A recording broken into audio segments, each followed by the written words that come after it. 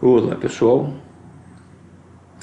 através desse vídeo eu queria ilustrar como alguns eventos de caráter econômico financeiro dentro de uma empresa impactam as contas do balanço e do resultado, ok? Então eu vou lançar aqui hipoteticamente um conjunto de eventos e não vou me preocupar nos detalhes da contabilidade. Por exemplo, eu não vou me utilizar aqui de um método bastante importante da contabilidade, que é o método das partidas dobradas, ok? Então vou lançar aqui um conjunto pequenininho de eventos e vamos ver como eles alteram nosso balanço patrimonial, nosso resultado de exercício. Vamos supor que a empresa esteja no seu início, primeiro mês de operações. Então, no primeiro evento ela tenha sido criada da seguinte forma: os sócios tenham injetado o capital de 1 milhão e esse capital de 1 milhão tenha engordado o seu saldo de caixa e bancos, conta bancária, ok? Então significaria aqui um lançamento de um valor na conta capital social de 1 milhão.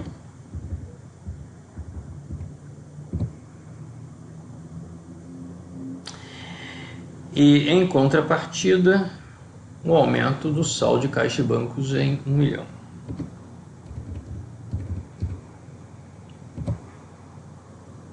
O saldo de caixa e bancos, junto com o título negociáveis, duplicados CDI e estoques, vão perfazer o ativo circulante. E o ativo circulante, junto com a conta de ativo não circulante líquido, lá embaixo vai perfazer o total do ativo. Do lado direito, por enquanto, o capital social vai perfazer o patrimônio líquido junto com os lucros e prejuízos acumulados.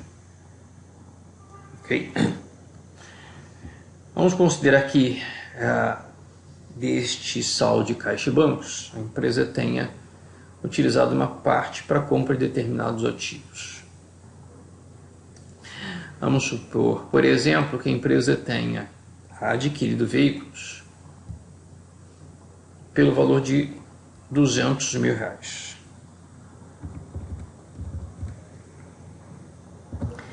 Sendo que a compra desses veículos se deu da seguinte forma: metade foi paga à vista e outra metade foi financiada por empréstimo de longo prazo. Isso significa que o aumento dessa conta de ativos, ativo não circulante, veículos, ativo imobilizado, ao valor de 200 mil, tenha simultaneamente resultado no saldo de caixa e bancos diminuído de 1 milhão para 900 mil. Então, dos 200 mil, 100 mil foram pagos à vista. E o restante, os 100 mil restantes, terão sido financiados por empréstimo de longo prazo. Então, o saldo dessa conta de empréstimo de longo prazo aumentando para 100 mil. Observe então que eu tenho um evento com o aumento de uma conta de ativo em 200 mil, simultaneamente uma outra conta de ativo tendo uma redução de 100 mil e uma conta de passivo aumentando em 100 mil. O importante é que em termos líquidos o passivo aumentou em 100 mil e o ativo aumentou em 100 mil. Okay? Então as variações do lado esquerdo do balanço têm que se equilibrar com as variações do lado direito do balanço. Perfeito? Vamos supor que a empresa também tenha adquirido mobiliário pelo valor de 80 mil. E essa compra de mobiliário tenha sido paga toda à vista. Então, nesse caso, eu não tenho aumento de passivo, eu tenho uma redução do ativo caixa e bancos. O saldo de caixa e bancos terá reduzido em 80 mil, caindo para 820 mil.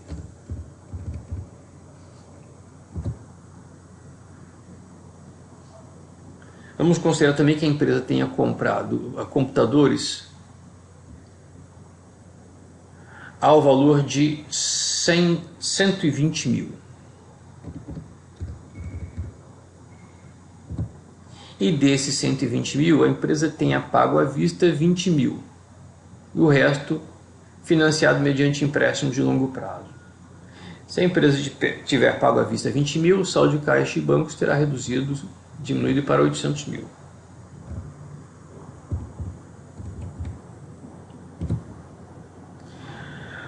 Os 100 mil restantes, significando um aumento de empréstimo de longo prazo de 100 mil para 200 mil.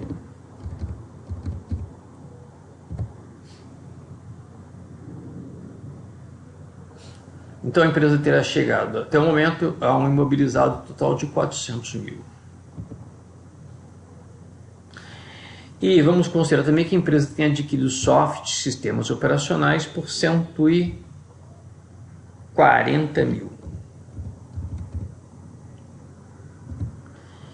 E que a aquisição desse software por 140 mil tenha sido financiada da seguinte forma: 100 mil pagos à vista e 40 mil mediante empréstimos de longo prazo. Então, 40 mil pagos à vista, eu tenho uma redução do caixa de bancos para 760 mil.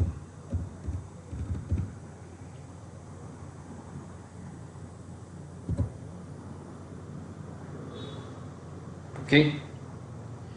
Bom, então eu tinha 800 mil, caiu para 760, porque 40 mil eu teria pago à vista.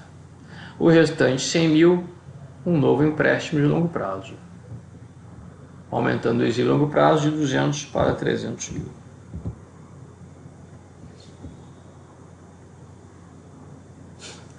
Vamos considerar também que a empresa tenha destinado uma parte do seu caixa de bancos para aplicações financeiras de curto prazo, de forma que o capital não fique parado.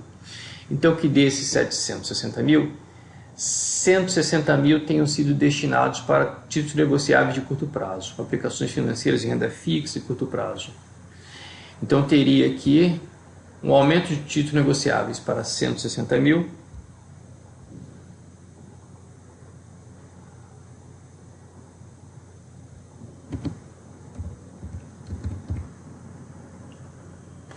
ficando o saldo de caixa de bancos reduzido para 600 mil.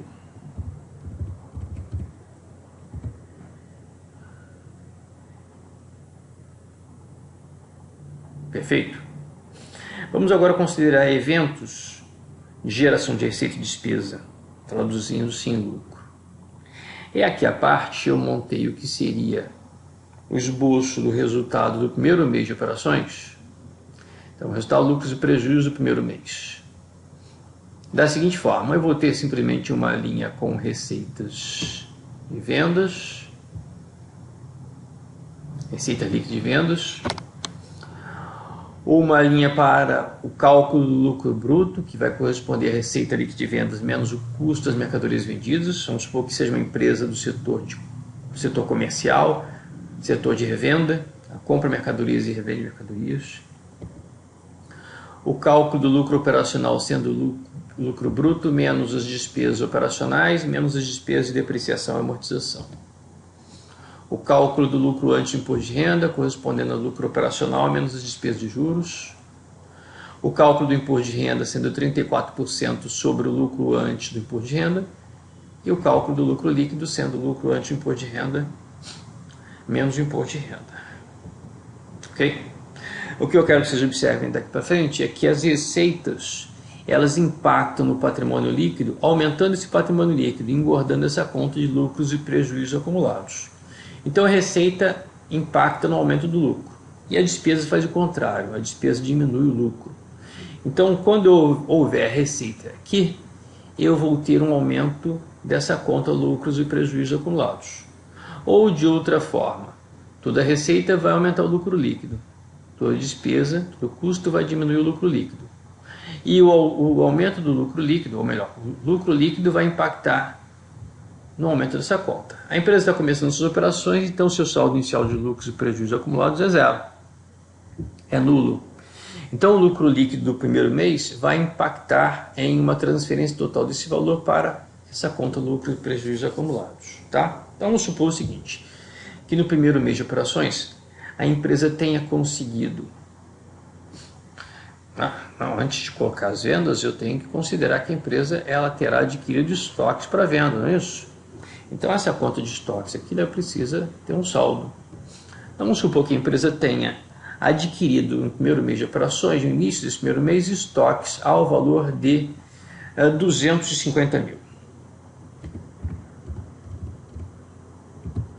Que que desses 250 mil, ela tenha pago à vista 50 mil e o restante tenha negociado com os fornecedores para pagar daqui a, por exemplo, um mês, 2 meses. Então, esse saldo de estoques de 250 mil, o aumento desse saldo de estoques, terá tido as seguintes contrapartidas. Uma redução de caixa e bancos em 50 mil, caindo para 550 mil. E o restante, 200 mil, sendo financiado por fornecedores. Então, os fornecedores estão financiando a empresa ao entregar mercadorias ao valor de 250 mil e tendo recebido apenas 50 mil. Então, o saldo dessa dívida, esse passivo de curto prazo, a conta fornecedores.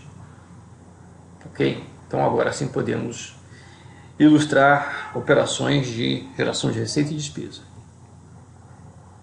Vamos supor que no primeiro mês a empresa tenha conseguido vender parte dos seus estoques. Por exemplo, tenha conseguido vender estoques ao custo de 100 mil reais. Então, uma baixa de estoques ao custo de 100 mil reais.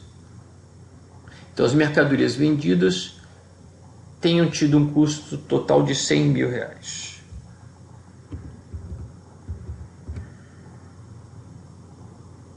Ok? Mas essas mercadorias vendidas com o custo de 100 mil reais, elas tenham gerado uma receita de, vamos supor aqui, de 220 mil reais.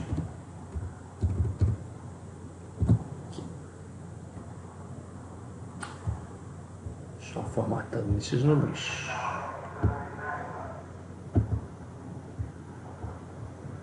Então, no primeiro mês, a empresa teria conseguido uma receita líquida de vendas de 220 mil reais, tendo vendido mercadorias que custavam 100 mil reais. Ok? Mas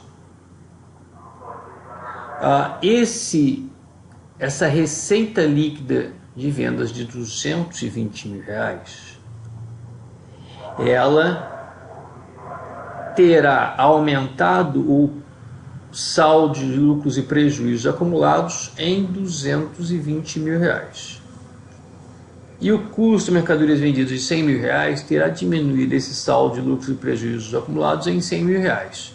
Em termos líquidos, o lucro bruto de 120 mil reais está gerando esse saldo de lucros e prejuízos acumulados em 120 mil reais.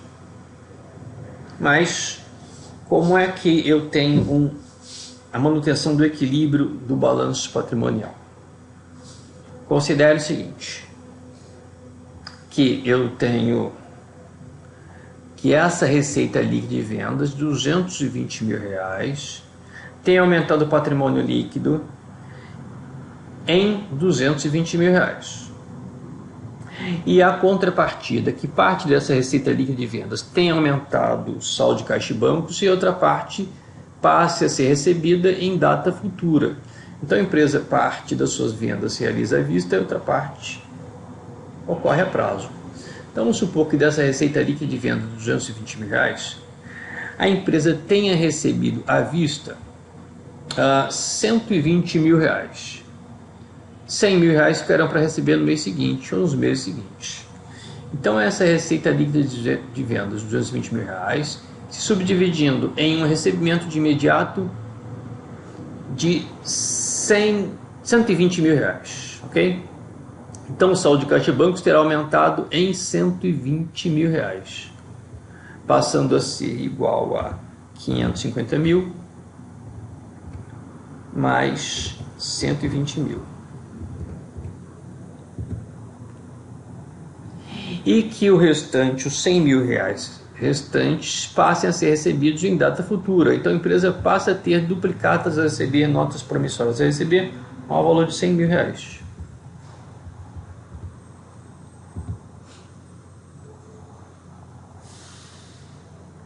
E com relação ao custo das mercadorias vendidas, esse custo das mercadorias vendidas é uma despesa, e como toda despesa, diminui lucros e prejuízos acumulados em 100 mil reais. Quando esse custo de mercadorias vendidas diminui o lucro e prejuízos acumulados em R$100.000, como é que se dá o reequilíbrio do balanço? Essas mercadorias foram vendidas, custavam R$100.000, então tem uma baixa nos estoques em R$100.000. Então o saldo de estoques terá caído de R$250.000 para R$150.000.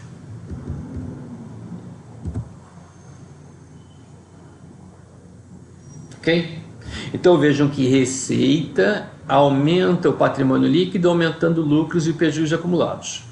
Contrapartida, essa receita aumenta em caixa e bancos se as vendas forem à vista. Aumenta duplicados a receber se as vendas forem a prazo. Eu posso ter uma combinação de parte das vendas à vista e parte das vendas a prazo. Já a despesa como custo de mercadorias vendidas diminui o patrimônio líquido, diminui o lucro e prejuízos acumulados e diminui uma conta do ativo circulante e estoques. Ok? Então a empresa terminou o primeiro mês com um lucro bruto de R$120.000. Vamos supor agora que essa empresa tenha tido despesas operacionais de R$40.000. E como qualquer despesa operacional, ela vai diminuir o saldo de lucros e prejuízos acumulados também em R$40.000. Então o lucro e prejuízos acumulados caiu de R$120.000 para R$80.000. Mas vamos considerar que essas despesas operacionais elas possam ter sido pagas de imediato ou possam ter sido deixadas para pagar em data futura. Vamos supor que esses R$40.000 de despesas, elas em parte foram pagas. R$10.000 foram pagas no mês e R$30.000 ficarão para pagar em data futura. R$10.000 tendo sido pagos no mês, teriam reduzido o saldo de caixa e bancos para R$660.000. Os R$30.000 restantes serão pagos só em data futura, então surge uma obrigação, uma dívida de curto prazo ao valor de R$30.000. Essa dívida de curto prazo, uma dívida operacional, eu vou lançar nessa conta genérica de contas a pagar.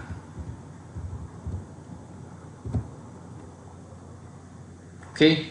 Então eu tenho aqui uma despesa operacional que diminui o patrimônio líquido e, simultaneamente, diminui o saldo de caixa e bancos e aumenta o passivo. Em termos líquidos, a variação ocorrida no lado direito do balanço se iguala à variação ocorrida do lado esquerdo do balanço.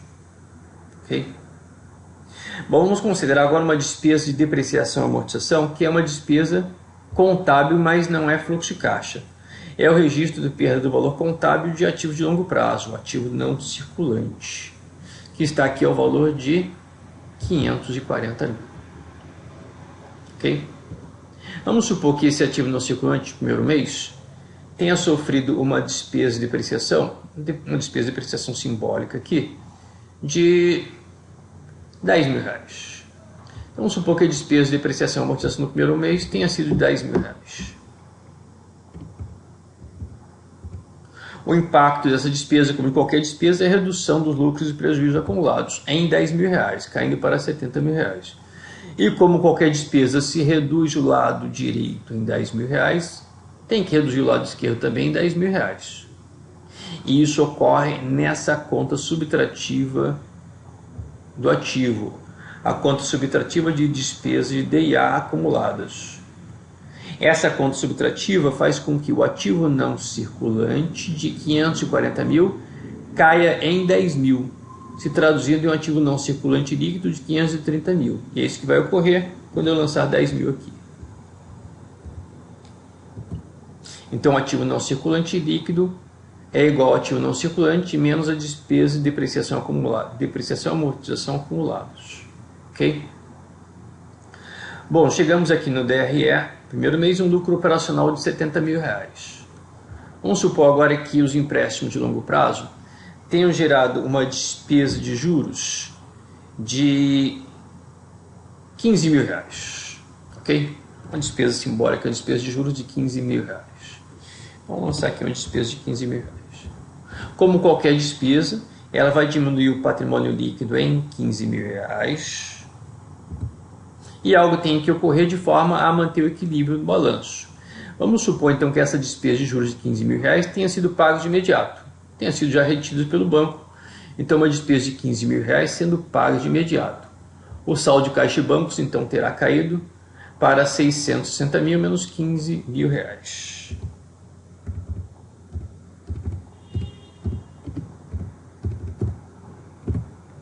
Caindo para R$645.000. Ok? Vamos considerar agora que desse lucro antes do imposto de renda, nós calculamos o imposto de renda a líquido de 34%.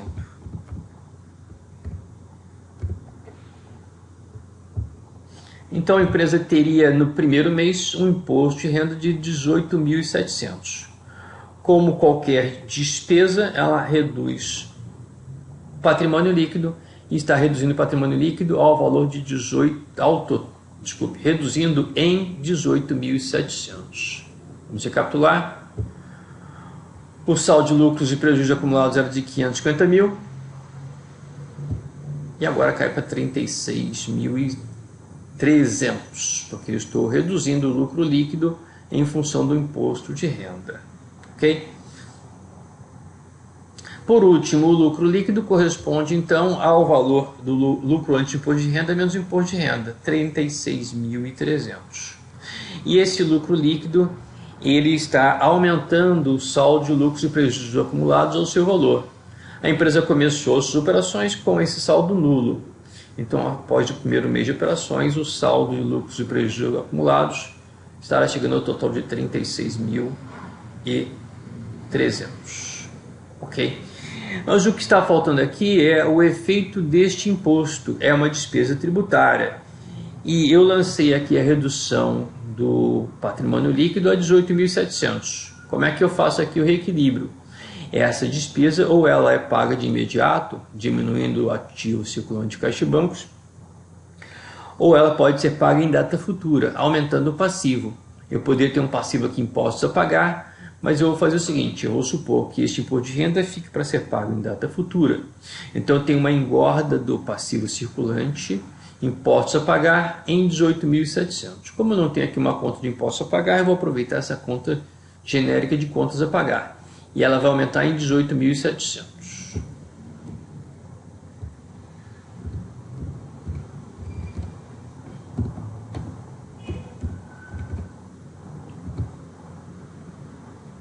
Ok?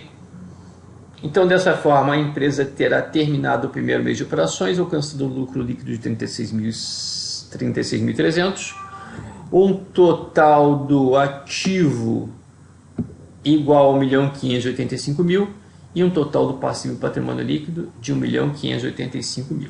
Tá? A ênfase principal nesse exercício é observar que as receitas aumentam o patrimônio líquido, as despesas diminuem o patrimônio líquido. As receitas, ao aumentarem o patrimônio líquido, elas podem aumentar o ativo circulante, por exemplo, um recebimento. Ou podem aumentar o ativo circulante mediante engordas duplicados CCD.